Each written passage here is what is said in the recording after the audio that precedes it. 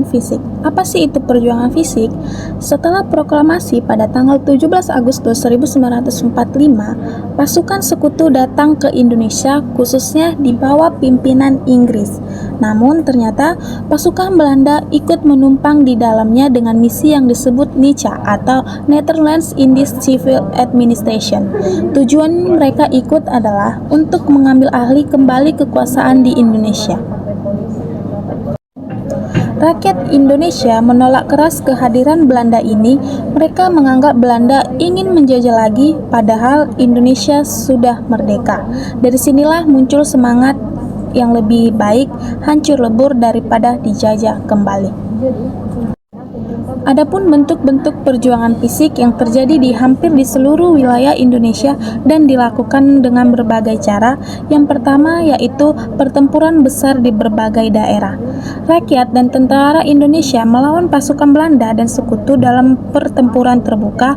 Beberapa pertempuran terkenal yaitu: yang pertama ada pertempuran Surabaya yang terjadi pada tanggal 10 November tahun 1945.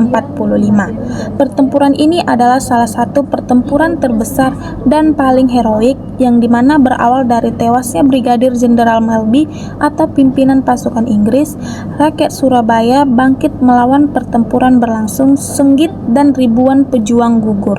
Karena keberaniannya, maka tanggal 10 November diperingati sebagai Hari Pahlawan. Nah, yang kedua ada pertempuran Medan Area. Pertempuran Medan Area ini dilakukan pada tahun 1945 sampai 1946, yang dimana pertempuran ini terjadi di Sumatera Utara antara rakyat dan tentara Indonesia melawan pasukan sekutu dan Belanda. Pertempuran ini menunjukkan bahwa semangat kemerdekaan tidak hanya di Jawa tetapi di seluruh Indonesia. Yang ketiga ada Bandung Lautan Api. Bandung Lautan Api ini terjadi pada tanggal 23 Maret pada tahun 1946. Di Bandung, rakyat memilih membakar kotanya sendiri agar tidak jatuh ke tangan Belanda. Dari sinilah lahir sebutan Bandung Lautan Api. Aksi ini menunjukkan bahwa rakyat lebih memilih mengorbankan harta benda daripada kehilangan kotanya sendiri. Nah, selanjutnya yaitu ada pertempuran perang gerilya. Selain pertempuran besar, rakyat dan tentara juga melakukan perang gerilya, yaitu perang kecil-kecilan yang dilakukan secara berpindah-pindah. Apa tujuannya? Yang pertama, untuk mengganggu pasukan Belanda, menjaga semangat perjuangan rakyat di daerah-daerah. Yang ketiga itu menunjukkan bahwa Republik Indonesia masih ada dan belum kalah. Gerilya dilakukan di berbagai daerah, terutama di Jawa Tengah dan di Jawa Timur, dan di bawah pimpinan Jenderal Sudirman. Meskipun sakit paru-paru harus ditandu, Jenderal Sudirman tetap memimpin perang gerilya. Ini bukti bahwa dia masih semangat dan tidak bisa dikalahkan oleh keadaan. Nah, selanjutnya yaitu pembentukan Laskar dan Tentara Nasional. Setelah kemerdekaan, muncul berbagai laskar rakyat kelompok bersenjata dari masyarakat, pelajar, dan organisasi pemuda. Contohnya yaitu Laskar Hizbullah, Barisan Pemberontak Republik Indonesia atau BPRI, Laskar Pesindo atau Pemuda Sosialis Indonesia, atau Laskar Rakyat Indonesia. Untuk menyatukan semua kekuatan ini, dibentuklah Tentara Keamanan Rakyat atau yang disebut dengan TKR pada tanggal 5 Oktober 1945. TKR kemudian berkembang menjadi Tentara Nasional Indonesia yang kita sebut dengan TNI. Awalnya banyak rakyat yang berjuang secara terpisah, tapi dengan dibentuknya TKR, perjuangan menjadi lebih terorganisir dan terarah. Tokoh-tokoh yang penting dalam perjuangan PIS itu yang pertama ada Jenderal Sudirman. Dia merupakan Panglima Besar TNI. Dia memimpin perang gerilya selama agresi militer Belanda kedua pada tahun 1948 sampai 1949. Di sini menjadi simbol keberanian dan pengorbanan tanpa batas. Nah, Yang kedua itu ada Tan Malaka. Tan Malaka ini merupakan tokoh revolusioner dan pemimpin Persatuan Perjuangan atau yang disebut dengan PP. Dia menyuarakan perjuangan total dengan semboyan 100% kemerdekaan, dan dia berpendapat bahwa kemerdekaan sejati hanya bisa dicapai melalui perlawanan langsung terhadap penjajah. Makna dan hasil perjuangan fisik merupakan bangsa Indonesia harus benar-benar siap mempertahankan kemerdekaannya dan rakyat tidak takut berkorban demi tanah air. Semangat nasionalisme tumbuh sangat kuat di seluruh lapisan masyarakat. Namun, perjuangan fisik saja tidak hanya cukup karena Belanda masih berupaya lewat jalur diplomasi untuk melemahkan Indonesia. Karena itu, perjuangan fisik dan diplomasi harus berjalan bersama. Perjuangan fisik memberi bukti bahwa Indonesia kuat, diplomasi memberikan bukti bahwa Indonesia beradab. Dua-duanya saling melengkapi. Nah, selanjutnya yaitu Tan Malaka dan Persatuan Perjuangan. Pada saat proklamasi kemerdekaan, Tan Malaka digambarkan sangat terputus dari realitas Indonesia yang membuatnya tidak tahu apa yang terjadi di Indonesia, khususnya perkembangan politik di Indonesia. Kontak langsung pertamanya dengan elit politik adalah pertemuannya dengan Bapak Subarjo pada tanggal 24 Agustus.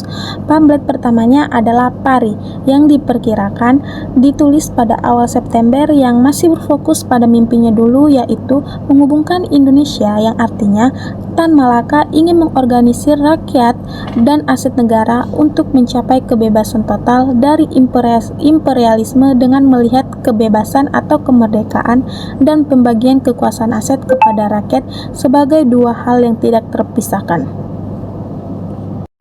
Nah, adapun tujuan Pari atau Partai Republik Indonesia adalah untuk menjadikannya sebagai satu-satunya partai untuk melawan penjajahan, mengorganisir dan menyatukan perjuangan untuk mengusir Belanda.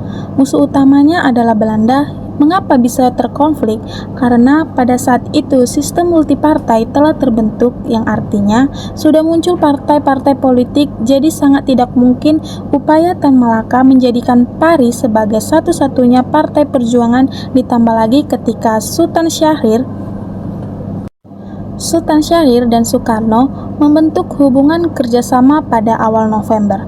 Maka dari itu, Tan Malaka dalam pamflet keduanya atau Maslikat menyerang asumsi pemerintahan bahwa pengakuan internasional adalah tujuan utamanya karena kesempatan untuk membuat partai tunggal telah hilang. Adapun program minimum PP atau Persatuan Perjuangan terdiri dari 7 poin utama yang mencerminkan tuntutan radikal terhadap perjuangan kemerdekaan dan ekonomi, yaitu yang pertama ada perundingan mengenai pengakuan 100% merdeka atau kemerdekaan, yang artinya PP atau Persatuan Perjuangan menolak perundingan selama musuh atau Belanda masih berada di Indonesia. Perjuangan harus terus berlanjut sampai musuh meninggalkan tempat. Nah, yang kedua ada pemerintahan rakyat, yang dimana pemerintahan rakyat ini dikendalikan oleh rakyat, artinya program ini bertujuan untuk menciptakan pemerintahan yang benar-benar mewakili kekuatan-kekuatan perjuangan di masyarakat. Nah, yang ketiga ada tentara rakyat, yang artinya memiliki tentara yang berasal dari dan dukungan oleh rakyat. Tentara harus berakar kuat di tengah massa atau pejuang untuk menjamin bahwa perjuangan dapat berlanjut secara total melawan imperialisme. Yang keempat ada perawatan tawanan Eropa, yaitu mengatur seluruh perlakuan terhadap tawanan Eropa. Program ini bertujuan untuk menunjukkan bahwa meskipun fokus pada perjuangan total, ada aturan atau protokol yang diterapkan dalam urusan perang, yaitu memastikan tawanan di bawah kendali Republik. Yang kelima itu ada pelucutan senjata Jepang, yang dimana mengambil semua senjata dari tentara Jepang, yang artinya setelah Jepang kalah, senjata mereka harus diambil alih dan digunakan oleh pihak Republik atau tentara rakyat untuk memperkuat perjuangan melawan terhadap Belanda yang akan datang kembali. Yang keenam itu ada penyitaan hak dan harta benda musuh. yang dimana semua aret atau properti dan hak milik yang dimiliki oleh musuh dan yang direbut oleh Republik ini adalah langkah untuk mengambil kembali sumber daya yang sebelumnya dikuasai oleh orang asing atau pihak yang dianggap musuh yang kemudian dibenarkan dalam kerangka nasionalis. Yang ketujuh itu ada penyitaan industri dan pertanian musuh, yang dimana merebut pabrik bengkel, perkebunan dan pertambangan yang dikuasai oleh musuh. Pabrik dan perkebunan harus disita dan distribusikan kepada massa. Program minimum PP merupakan seruan perang total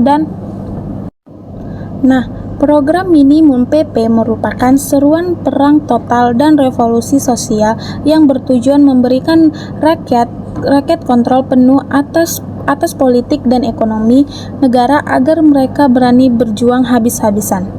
Setelah dua kubu antara Tan Malaka dan Syahrir saling bertentangan, konflik ini mencapai di titik kritis ketika Belanda mengajukan usulan pada tanggal 10 Februari tahun 1946, di mana Van Mock mengusulkan agar Indonesia menjadi negara dominan di bawah permakmuran Belanda yang artinya Van Mock mengizinkan Indonesia punya pemerintahan sendiri, tetapi Belanda tetap menjadi kepala keluarganya dan tidak boleh mengurus hubungan dengan negara lain. Kabinet Syahrir menganggap usulan ini cukup realistis dan harus direspon secara positif. Sebelum usulan dipublikasikan sekitar 6 Februari, Syahrir berangkat ke Yogyakarta untuk berunding dengan PP dan pemimpin lainnya agar tujuannya untuk mencari kesepakatan tentang pengorbanan yang harus dilakukan Republik dalam perundingan. Perundingan ini gagal total karena PP dengan tegas menolak,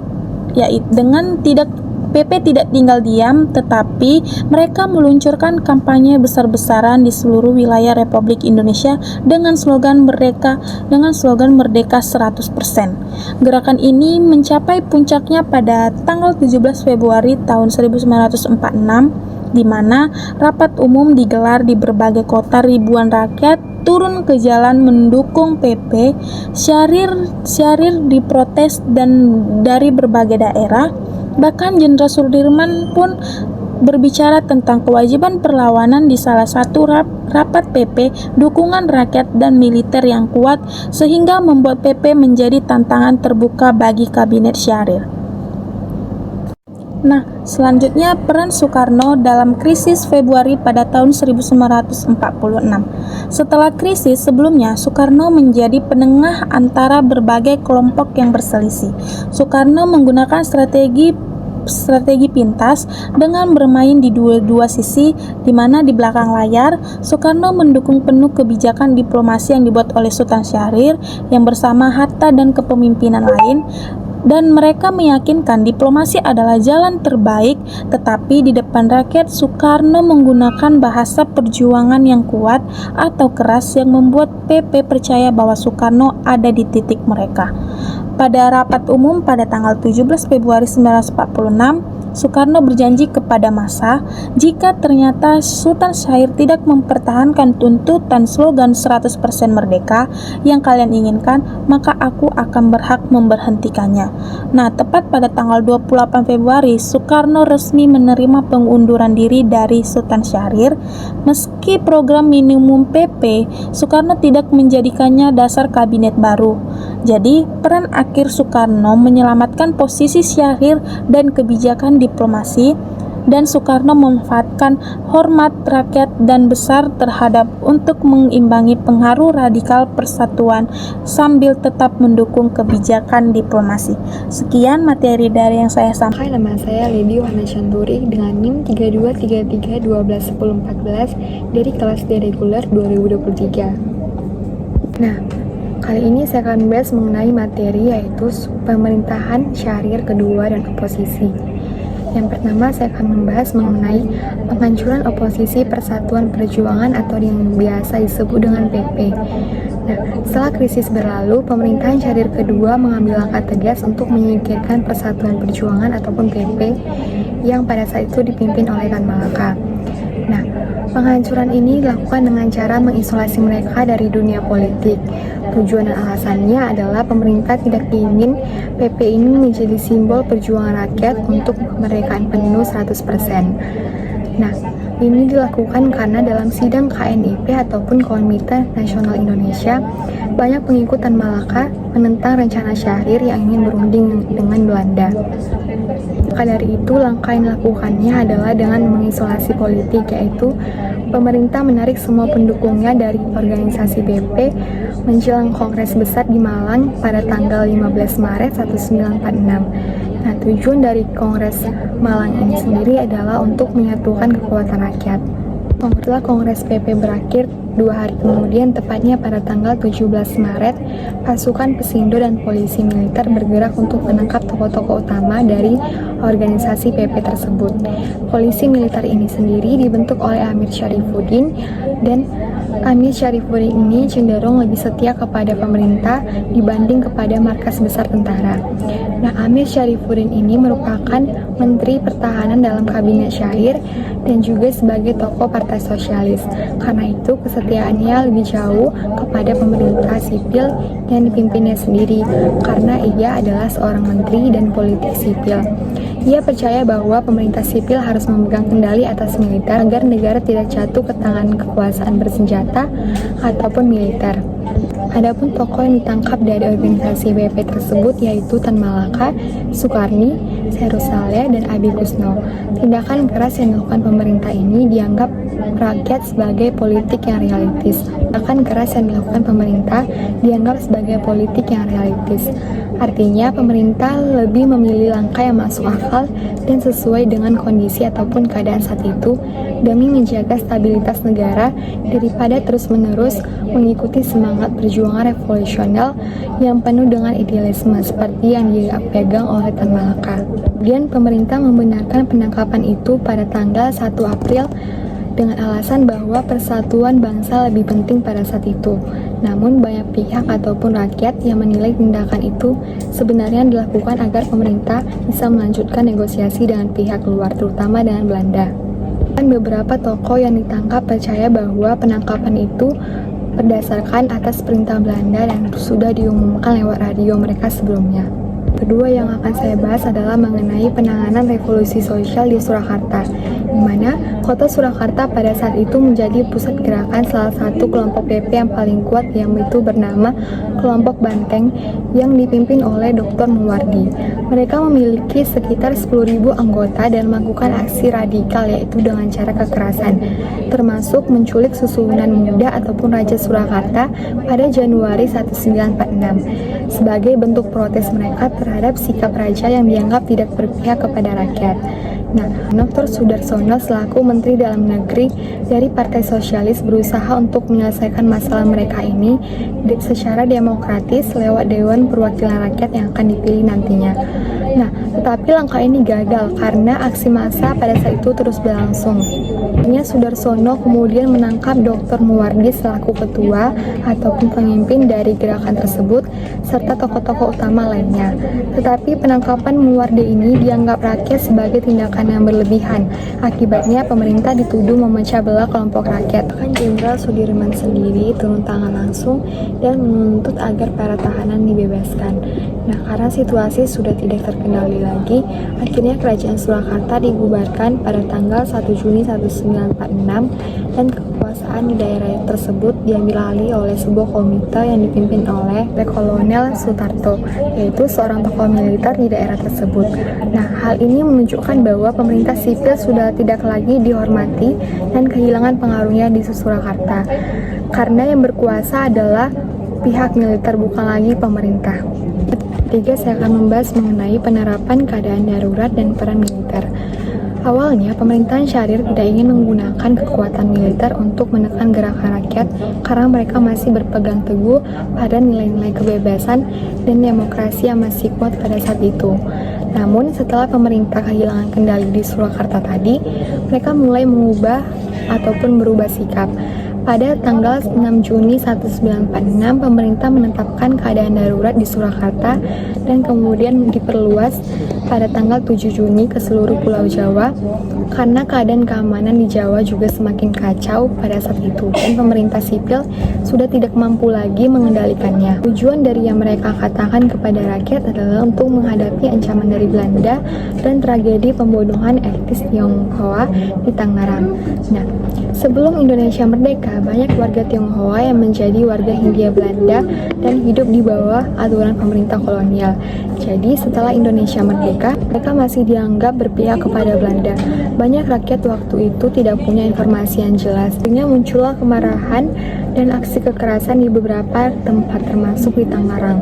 Nah, namun sebenarnya tujuan dari darurat militer ini sendiri adalah untuk mengalihkan perhatian publik dari kegagalan pemerintah mengatasi konflik Surakarta dan memberi dasar hukum agar pemerintah bisa bertindak lebih tegas di masa depan. Meskipun begitu, upaya ini tidak berhasil sepenuhnya karena tidak mampu menenangkan pihak militer ataupun TNI di mana mereka masih tetap curiga terhadap pemerintah. Tempat yang akan saya bahas adalah mengenai konflik antara pemerintah sipil dan tentara, yaitu Amir vs Sudirman. Keras dari pemerintah terhadap oposisi ataupun pihak yang menentang justru memperkuat konflik antara Amir Syarifuddin selaku Menteri Pertahanan dan Jenderal Sudirman selaku Panglima TNI, di mana keduanya ini memiliki pandangan yang berbeda-beda.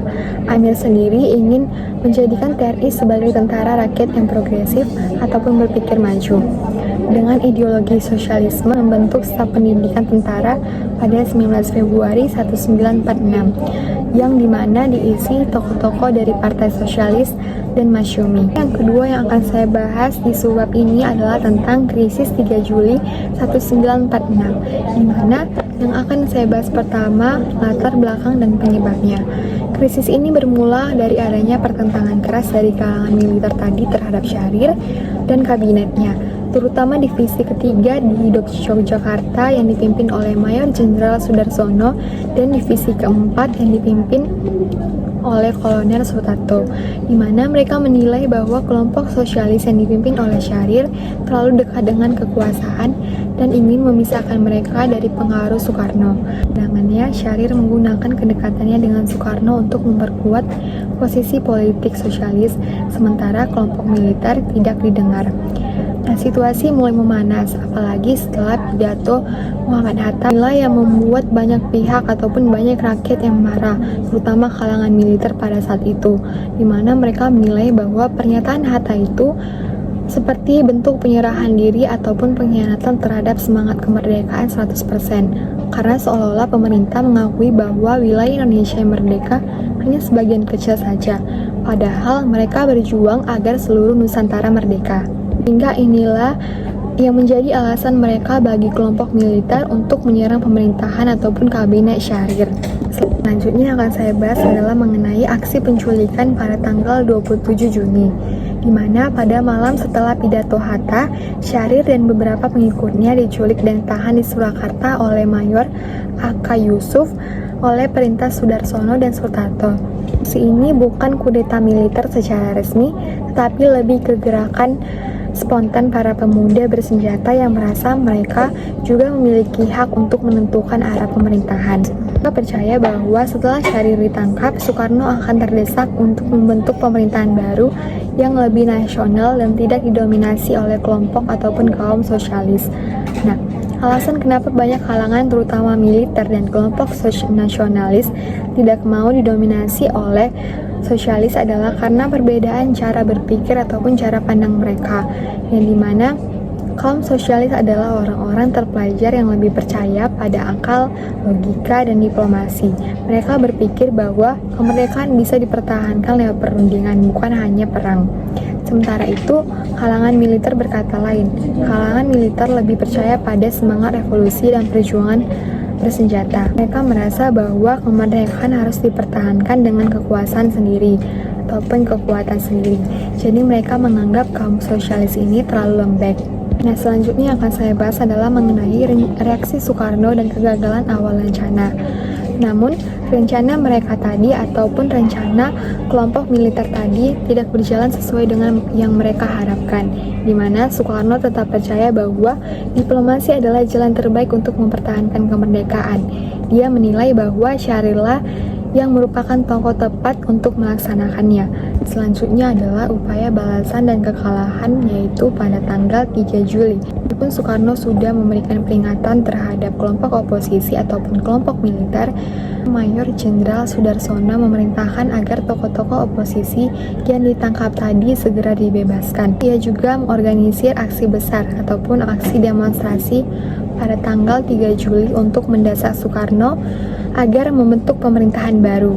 Nah, namun usahanya ini kembali gagal karena mereka tidak memiliki rencana ataupun rancangan, di mana mereka hanya mengandalkan semangat dan keyakinan bahwa rakyat akan turun ke jalan tanpa memiliki strategi yang jelas dan kurangnya dukungan dari rakyat. Akhirnya kelompok yang dipimpin oleh Sudarsono tadi ditangkap tanpa perlawanan dan benar-benar berakhir. Yang akan saya bahas adalah mengenai dampak dan konsekuensinya. Setelah peristiwa itu, sekitar ratusan orang ditangkap, termasuk tokoh oposisi terkemuka. Jenderal Sudirman sempat kehilangan sebagian pengaruhnya, meskipun ia tetap dipertahankan sebagai anggota Dewan Pertahanan Negara.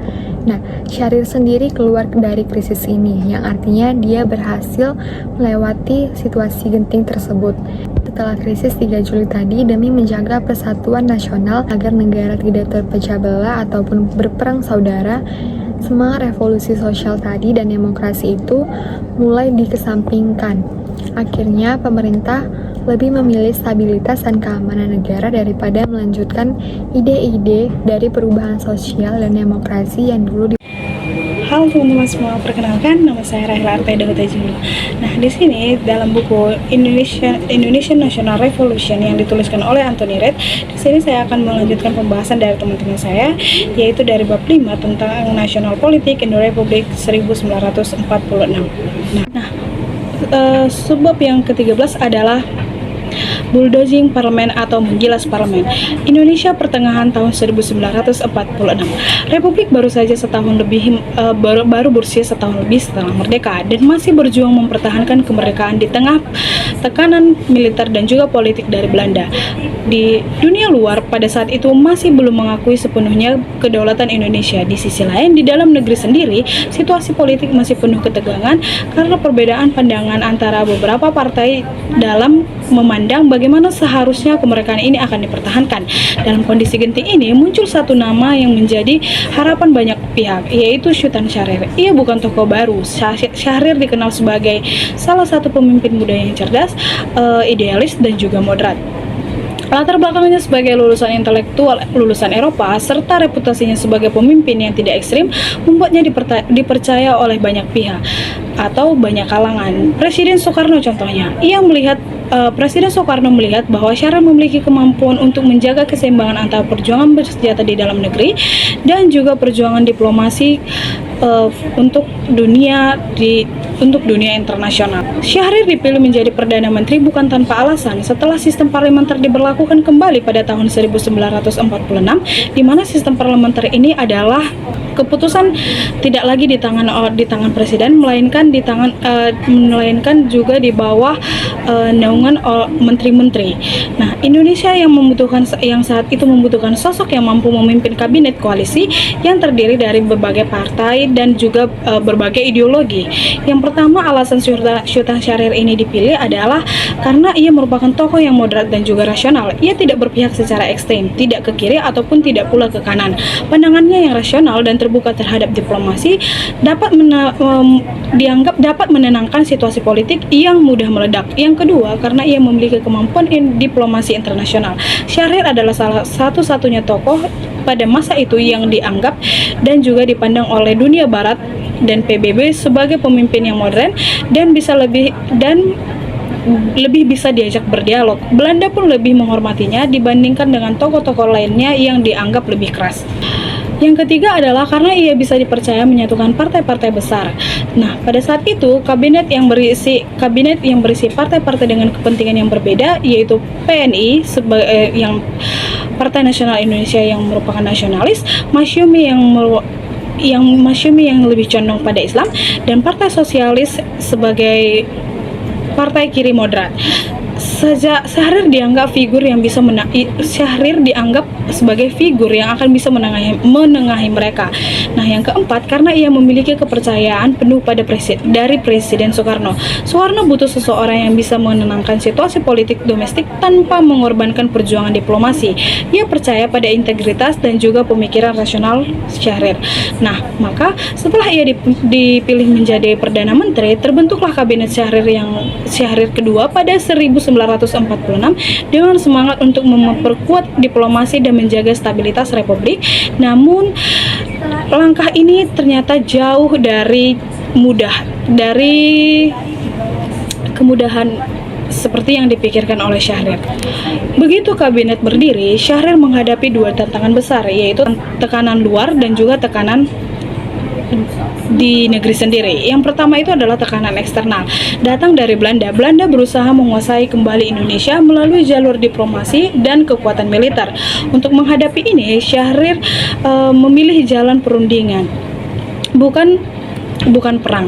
Karena ia sadar kekuatan militer Indonesia pada saat itu masih terlalu lemah. Yang kedua adalah tekanan internal, datang dari partai-partai politik. Nah, PNI dan Masyumi yang menolak strategi diplomasi karena mereka menganggap hal itu akan mengurangi kedaulatan dan juga mereka mengatakan itu menghancurkan harga diri Indonesia. Nah, yang kedua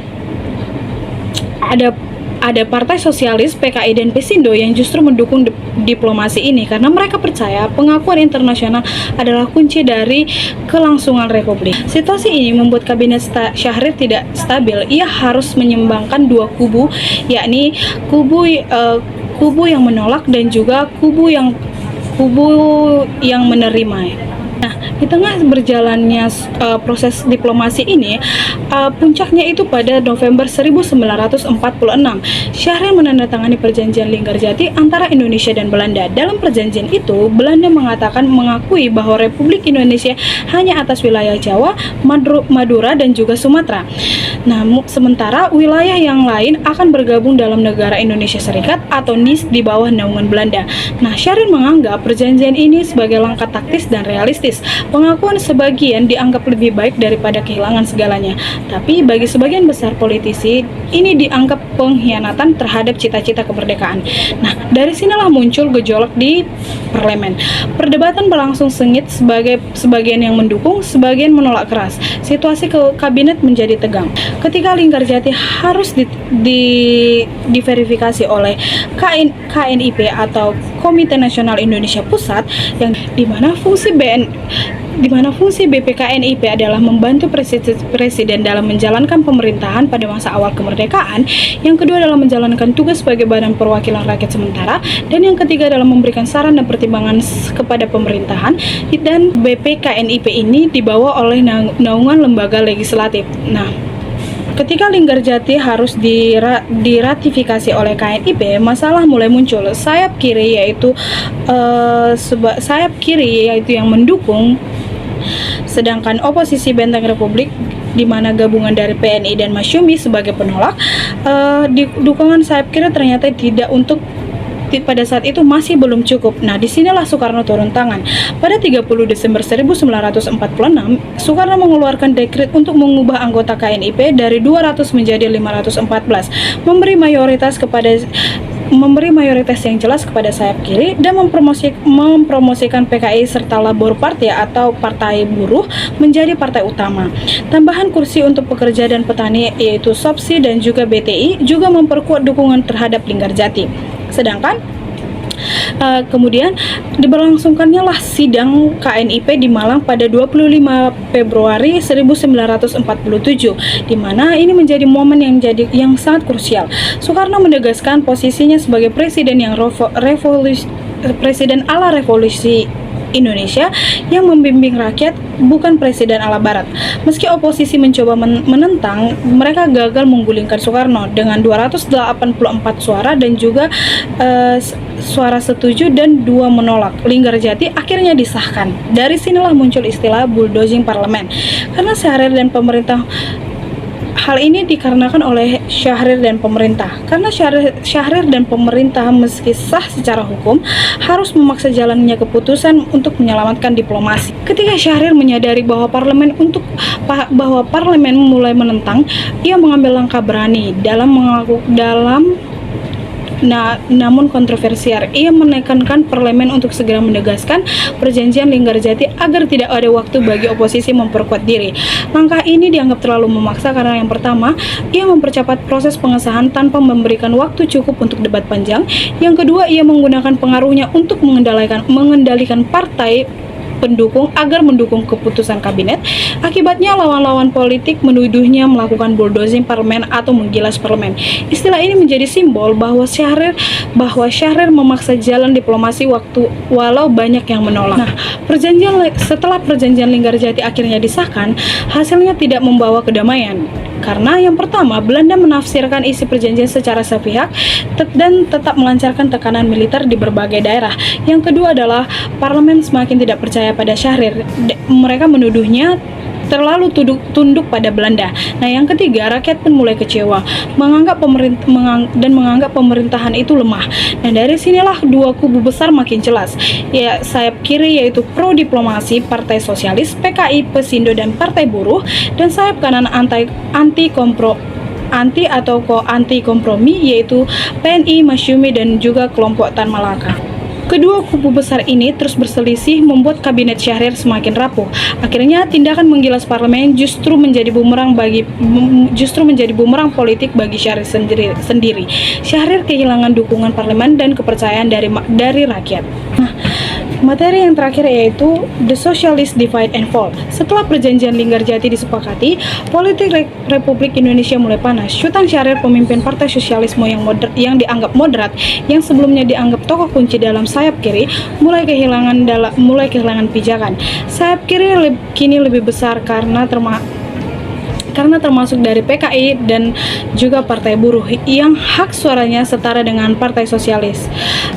Partai Buruh dipimpin oleh Setiadi, seorang komunis dari bawah tanah Belanda. Baik PKI maupun Partai Buruh pro Moskow, yang artinya pro Moskow ini adalah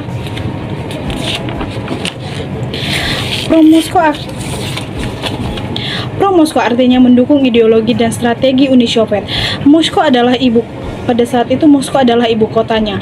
Ideologi Uni Soviet dikenal sebagai Marxisme-Leninisme yang berisi yang pertama adalah perjuangan kelas. Dunia dilihat sebagai pertarungan antara kaum pekerja atau buruh dan kaum pemilik modal. Mereka percaya buruh dan petani harus menguasai alat produksi. Yang kedua adalah revolusi sosial. Perubahan dalam masyarakat harus melalui revolusi, bukan kompromi dengan kelas penguasa. Nah, yang ketiga, negara sosialis. Setelah revolusi, negara harus memimpin ekonomi dan masyarakat agar semua orang mendapatkan kesejahteraan, bukan cuma elit kaya. Nah, yang keempat, internasionalisme proletariat. Kaum pekerja di seluruh dunia seharusnya bersatu melawan kapitalisme. Jadi kelompok orang yang pro Moskow ini sering menyesuaikan strategi politik mereka mengikuti arahan atau garis dari Uni Soviet.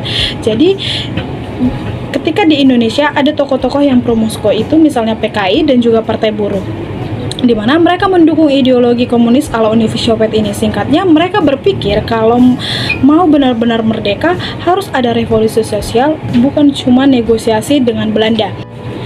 Di tengah ini, perbedaan karakter antara Syahrir dan Amir Syarifuddin di mana Amir Syarifuddin merupakan bagian dari Partai Sosialis semakin terlihat. Syahrir yang dianggap moderat fokus pada diplomasi internasional, jarang ikut rapat massa, lebih nyaman bekerja sendiri di Jakarta dan cenderung menghindari konflik frontal.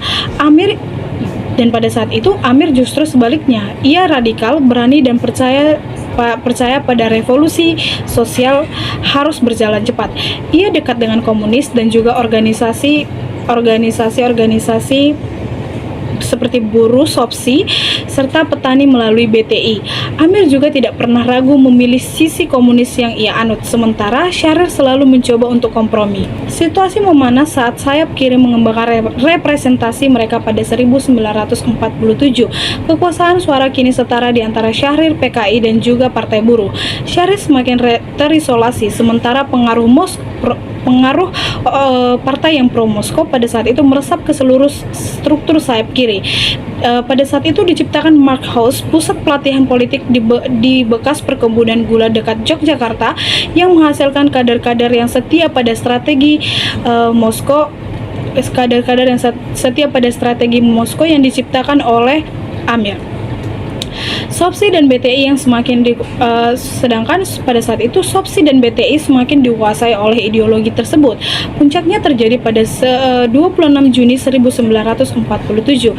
Amir Syarifuddin bersama Abdul Majid dan Wikana, tiga tokoh kabinet yang pro Moskow, menarik dukungan dari Syahrir.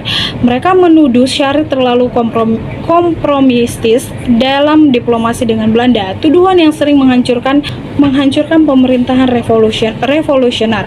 Masyarakat sayap kiri mendukung mayoritas di kabinet dan posisinya runtuh. Amir membentuk kabinet baru, tapi tidak mudah. Ketika